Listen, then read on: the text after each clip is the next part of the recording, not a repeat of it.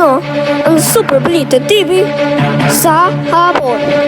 Sa isang balita, katapang na.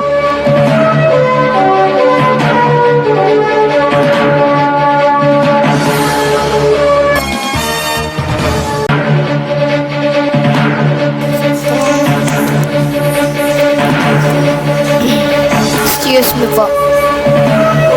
Magandang hapon ng mga balita. Excuse me po ulit. Magandang hapon sa mga balita.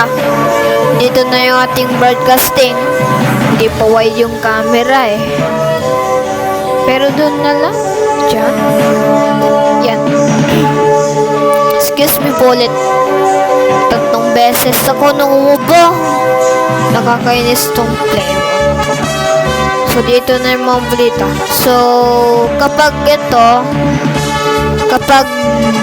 may ubo at may plema, kailangan uminom ng Solmux. Radyo na sa GMS. That's all for today. Nasa gamot dito. So, dito na ang may paalala. Dito na yung mga balita sa isang balita. So, dito na ang isang balita sa isang balita dito. 5-1 pa lang eh. Yan. 5-1 pa lang. Sarilo ko. 5-1. Yan. Wala pang milliseconds dito. Yung nasa video, clip. Pero dito ano yung best ang mga magaling na magre-report kasama si Blue Morales. Dahil ang paggawa ng mabuti sa lahat. Kung dito na ang balita.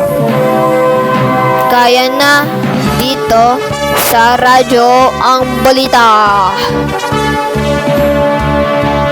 Dito na Radyo ang balita. sa isang balita. Paulit-ulit lang eh.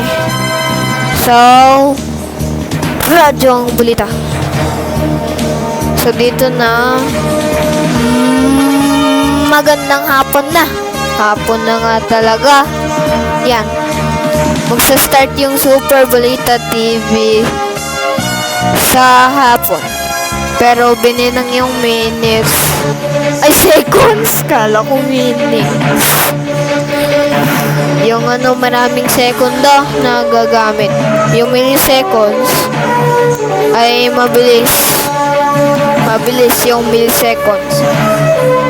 Diyan na ang pagbabalita dito na sa